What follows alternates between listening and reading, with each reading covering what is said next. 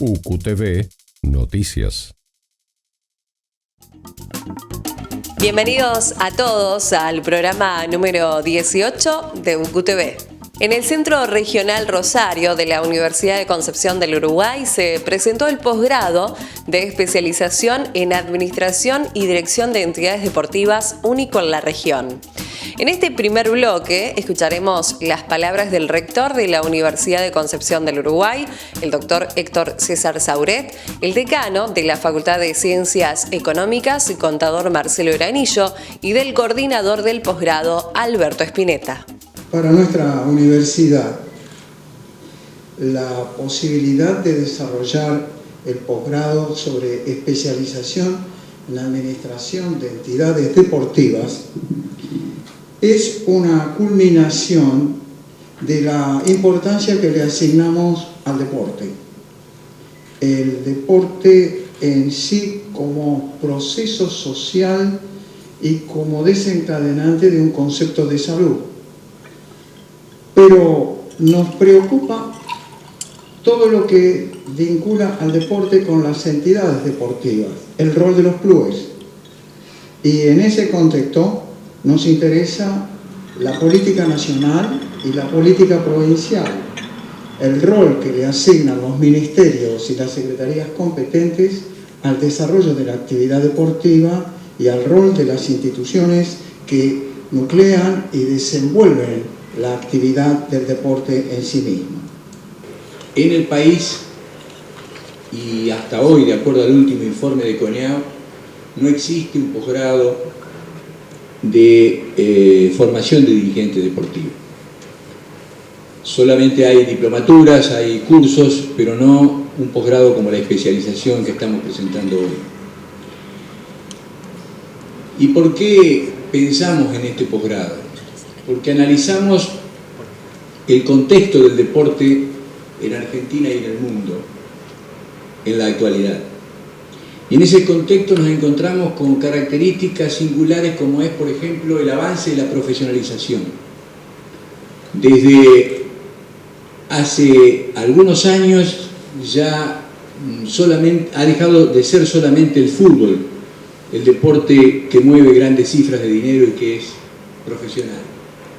Hoy, en otras disciplinas deportivas también ya hay contrataciones, hay movimientos de cifras muy grandes. Y en el fútbol mismo, cuando hasta hace poco era profesional solamente el fútbol de primera división de las grandes ciudades como Buenos Aires, Rosario y Santa Fe, hoy estamos viendo que en estos campeonatos del interior también los pequeños clubes de ciudades como la nuestra, Concepción del Uruguay, están teniendo algún nivel de profesionalización con su deportista, participan en contratos de transferencia, etcétera, etcétera. Básicamente lo que buscamos con el posgrado es eso, poder formar profesionales, acordes e idóneos que estén en condiciones de asumir la conducción de una institución y puedan abarcar, formar y desarrollar equipos de trabajo que conduzcan a obtener los mejores resultados. Yo no estoy hablando de resultados deportivos, se puede ganar, se puede perder, se puede empatar, pero lo que hay que obtener son clubes sólidos, sanos, serios y confiables.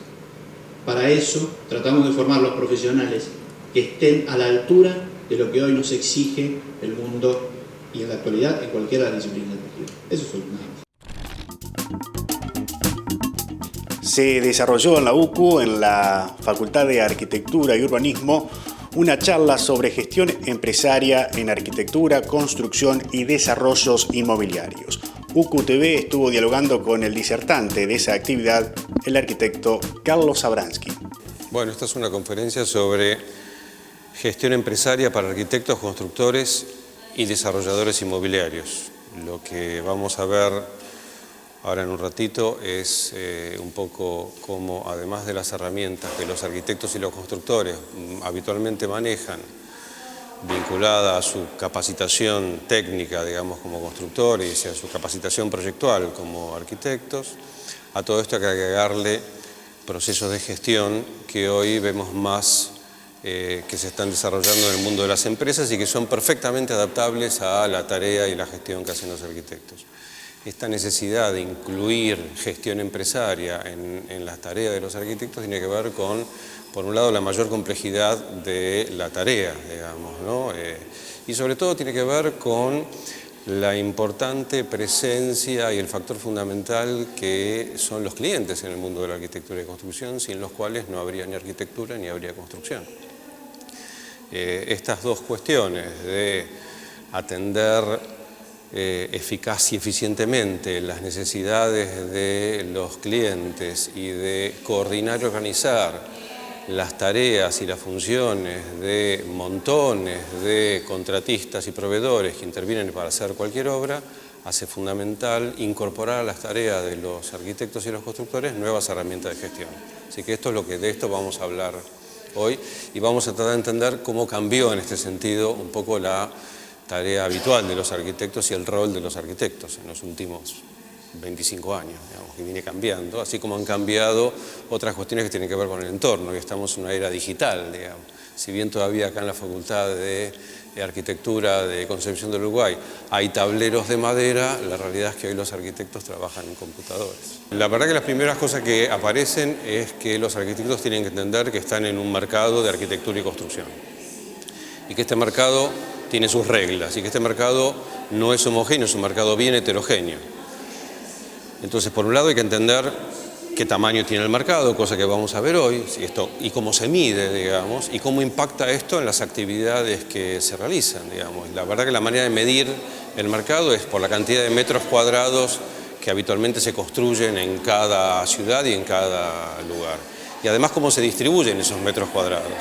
Digamos, hay una falsa concepción que arquitectura y construcción tiene que ver con hacer vivienda. Que es cierto que hacemos vivienda, digamos, y es una buena parte del mercado, pero hay un montón de otras cosas vinculadas a arquitectura y construcción que ya no tienen que ver con el mercado de la vivienda, y está bueno ponderarlas porque ahí es donde aparecen en general las oportunidades y las necesidades. Y además hay distintos niveles de inserción en el mercado de arquitectura y construcción. Entonces eso también lo vamos a tratar hoy, y eso yo creo que es una enorme gama de oportunidades que, mirándolo de esta manera, los arquitectos pueden aprovechar para gestionar proactivamente sus actividades, ¿no? La secretaria de Relaciones Internacionales de la Universidad, Andrea Hassen, dialogó con UQTV sobre las diferentes reuniones que se abordaron en Alemania y Estados Unidos. Durante el mes de mayo se suscitaron dos compromisos muy importantes, tanto para el área como para la política internacional que viene desenvolviendo la universidad.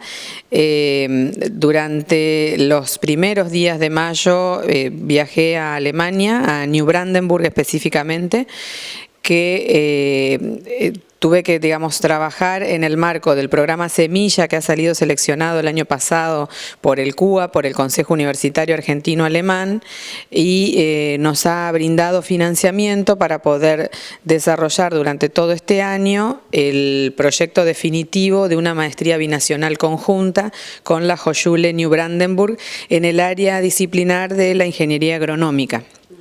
En este sentido, me adelanté una semana al viaje que tendrían los académicos y la decana, ingeniera Blázquez, y pude avanzar en el convenio específico que llevaríamos adelante en el marco de esta maestría, como así también en algunas cuestiones que tienen que ver con homologación de créditos académicos para los estudiantes de las dos nacionalidades, en caso de que efectivamente luego del informe de avance que tenemos que presentar en julio sea aprobada y con nueva financiación la maestría binacional.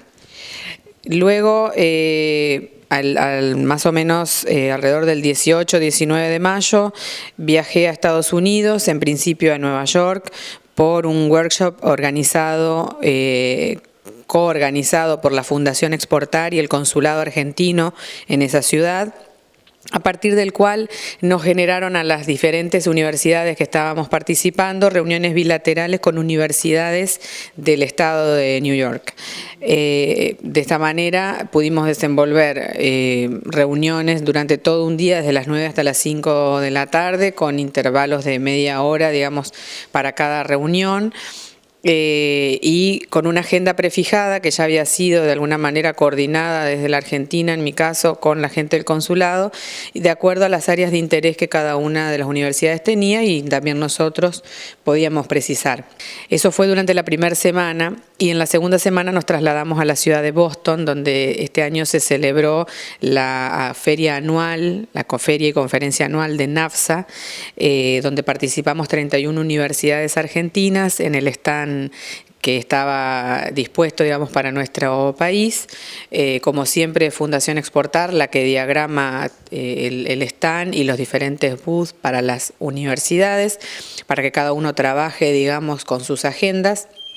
Y la verdad que nuevamente ante una feria que sigue siendo de asistencia masiva y mundial, donde todas las universidades del mundo están representadas, donde hay más de 8.400 personas haciendo lo mismo que uno, digamos, y tratando de promover su universidad y buscando nuevas alternativas de cooperación y vinculación internacional. Se llevó a cabo una charla sobre Derecho Humanitario organizado por la Facultad de Ciencias Jurídicas y Sociales. En este sentido, dialogamos con los disertantes, quienes son especialistas en Derecho Humanitario y Derecho Internacional. Escuchamos las palabras.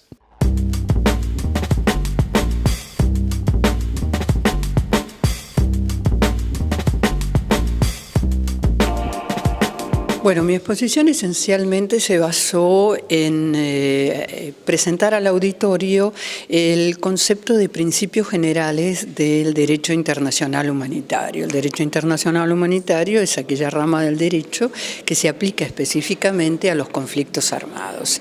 Y el objetivo es ver cómo estos principios generales, que luego pueden ser receptados en convenios, en costumbre, son los que realmente establecen como un camino a dilucidar situaciones que no están claramente determinadas o resueltas en el derecho, o que existe alguna laguna del derecho, y que establecen esencialmente o se basan esencialmente en el principio de humanidad como dignidad de la persona humana. ¿Cuándo surgieron estos derechos?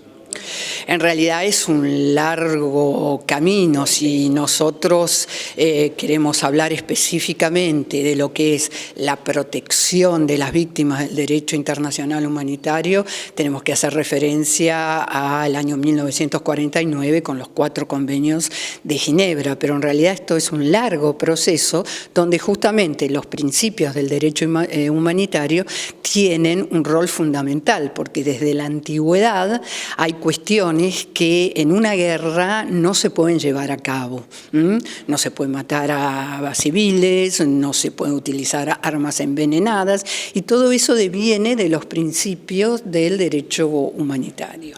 ¿Hay algún país que desconozca estos derechos? No es que los desconozcan, que no han querido firmar algunas convenciones importantes, como actualmente tenemos la creación de la Corte Penal Internacional, que estableció el Estatuto de Roma en el año 1998 y que entró en vigencia recién en el 2002, ¿no? Y por otro lado, otros países que ni siquiera quisieron tomar parte digamos así, en la firma del Estatuto, como fueron China, la India, Pakistán, Norcorea, y creo que hay otros países más, Irak. Lo que tienen en común estos países es que todos tienen armas nucleares. Exactamente. Un gran motivo es ese de las armas nucleares, y otro motivo es también el hecho de, digamos, si se produce alguna intervención armada de cualquiera de estos países, evidentemente lo que tratan es que sus combatientes, sus soldados, no caigan en este proceso de juicios internacionales de carácter penal.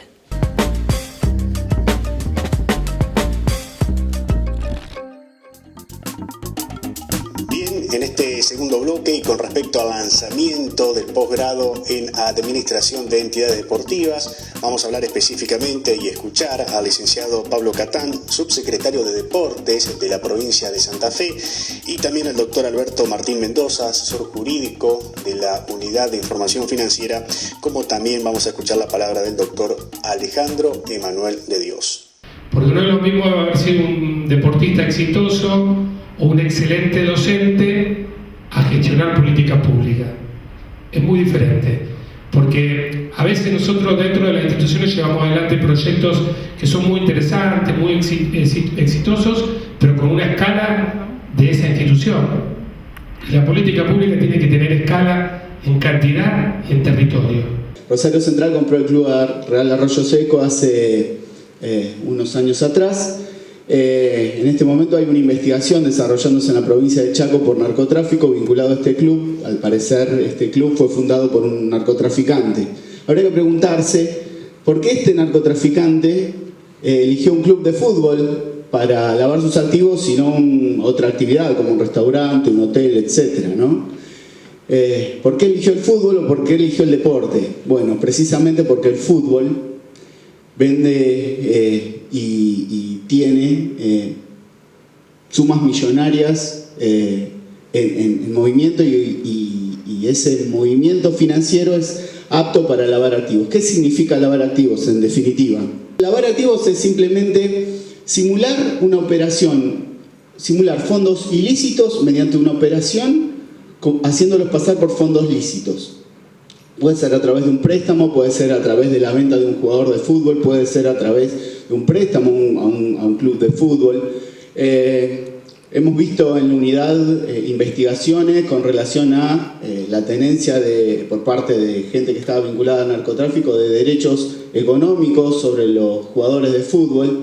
Hay varios, ya han trascendido medios periodísticos, varios jugadores cuyos derechos económicos por la transferencia estaban en posesión de esta gente. Desde la UIF lo que tratamos es que no apuntamos a una meta utópica de que no haya lavado de activos en el país, sino precisamente de lograr que sea una jurisdicción dificultosa para el lavado de activos. ¿Por qué? Porque en definitiva el lavado de activos es como el agua. Cuanto mayor resistencia se le oponga, va a tratar de circular por otros carriles. Entonces tenemos la meta de que al oponer esta resistencia al lavado de activos en nuestra jurisdicción, como se la estamos oponiendo en los últimos años, el lavado de activos se vaya a otras jurisdicciones que son mucho más permeables que las nuestras. ¿Cuáles son los actores financieros más relevantes del sector fútbol? Están los clubes, están los jugadores, sponsors, medios de comunicación, inversores, representantes de los clubes, los propietarios de los inmuebles donde funcionan los clubes, donde funciona la sede social o donde funcionan los estadios. No siempre los estadios son propiedad de los clubes, muchas veces son alquilados. Y entonces hay una multiplicidad de actores con intereses económicos bien concretos en el sector, convierten el fútbol en un sector altamente vulnerable para la inserción de mercado de dinero ilícito, de dinero marginal, y lo vuelve de alguna manera de difícil control. El coordinador de la licenciatura en Educación Física con orientación en Ciencias del Ejercicio, Juan Carlos Massa, hizo referencia en este tercer bloque a la formación de los dirigentes.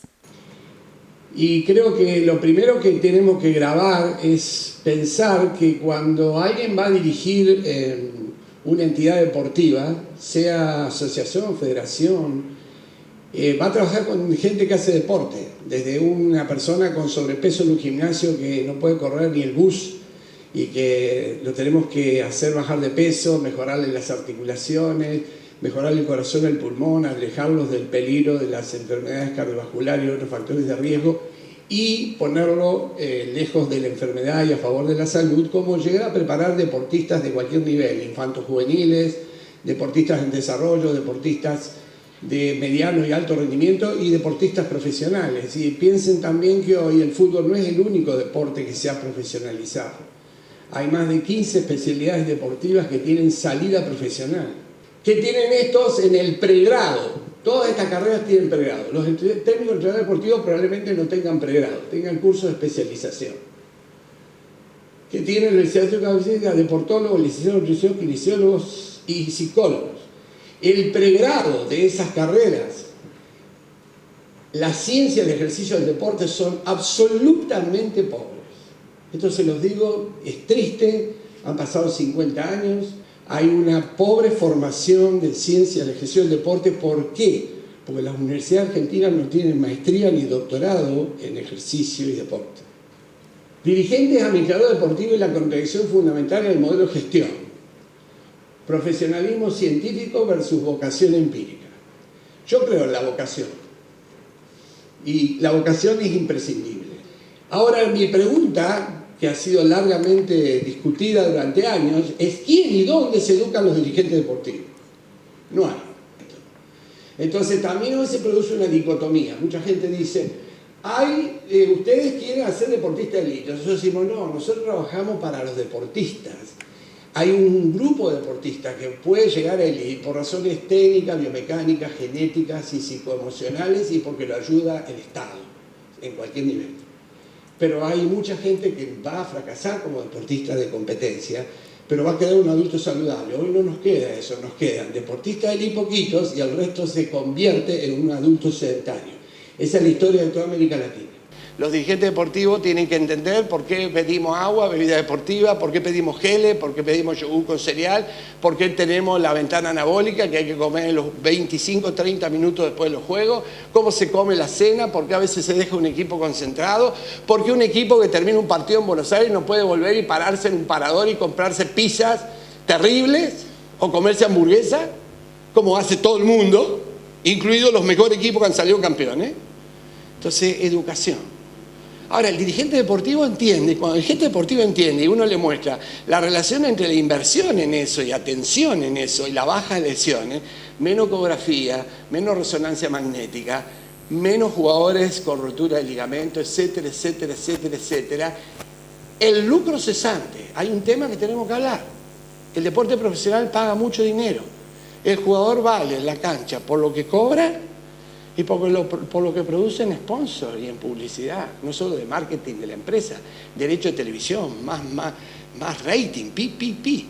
Me encantaría que ahora viniera un cambio en la AFA, a partir de las escuchas de anoche, que se arme un lío fenomenal, que se produzca un cambio, no sé quién puede ascender, no estoy a favor de nadie, en contra de nadie, pero necesitamos un baño de cultura urgente en los deportes profesionales más importantes porque estamos matando a la gallina en los huevos de oro. Y el rendimiento deportivo de nuestros países, que sirven de émulo para los deportistas jóvenes, se está amesetando y en algunos casos ya tenemos pronósticos. Hemos desarrollado a lo largo de estos 3 disertantes el tema de prevención y cuantificación de los daños a las personas en el caso de accidentes de tránsito y concretamente con una mirada puesta en el nuevo código que va a entrar en vigencia en el mes de agosto. Lo que se vino a mostrar en esta oportunidad es, a partir de la entrada en vigencia del nuevo código, cómo el ciudadano, qué derechos tiene el ciudadano, cómo se puede amparar y prevenir determinados daños y cómo deben valorarse y cuantificarse esas discapacidades. El doctor Guillermo Sal, quien nos precedió, hizo una introducción de este código, sus principios y sus valores. La doctora Marisa López Bravo habló del daño a la persona y su proyección en la vida de esa persona, esos daños que afectan a su proyecto existencial. Y finalmente observamos cómo se cuantifica ese daño que va a ser el resarcimiento que puede llegar a percibir, a compensar ese daño cuando una persona lo sufre, lo padece. Bueno, ¿estos son todos daños físicos, daños psicológicos? ¿Cómo se dice? Son daños físicos, son daños psíquicos, son daños espirituales, son esas pérdidas de chance y fundamentalmente se hizo hincapié acá en el proyecto de vida de la persona. Ese proyecto que muchas veces se trunca, se aborta por el hecho de un tercero, por el hecho ilícito o un incumplimiento contractual. ¿Cuál es la diferencia entre lo que se estaba aplicando, se está aplicando y lo que se va a venir aplicando. La diferencia fundamentalmente es que hay una amplitud en los daños. Con el código anterior teníamos daños patrimoniales y daño moral, daño extrapatrimonial, pero acá se incorporan nuevos daños, las pérdidas de chance, la integridad personal, el proyecto, la interferencia a su proyecto de vida, tanto personal como familiar, porque muchas veces el proyecto de vida no solo es el que sufre la víctima, sino un proyecto también familiar. Pongamos el caso concreto de en un accidente que una persona sufre una discapacidad total y permanente y otro familiar, sea la madre, el padre o algún conviviente, tenga que estar constreñido a la atención permanente. Tiene que dejar todo su proyecto de lado para atender a ese lesionado. Entonces, por un lado tenemos el proyecto de vida de esa persona lesionada, pero por otro lado, ese proyecto de vida familiar que también se trunca por atender a esa persona. Cómo afecta psicológicamente, se va a ver en estas indemnizaciones, cómo afecta su parte física, cómo afecta su extrapatrimonialmente, es decir, sus afecciones íntimas, y por otro lado, cómo se pueden prevenir nuevos daños a lo largo del proceso, es decir, evitar que la indemnización llegue tarde y que en el transcurso del proceso se pueda ir previniendo nuevos daños que se pueden ir generando.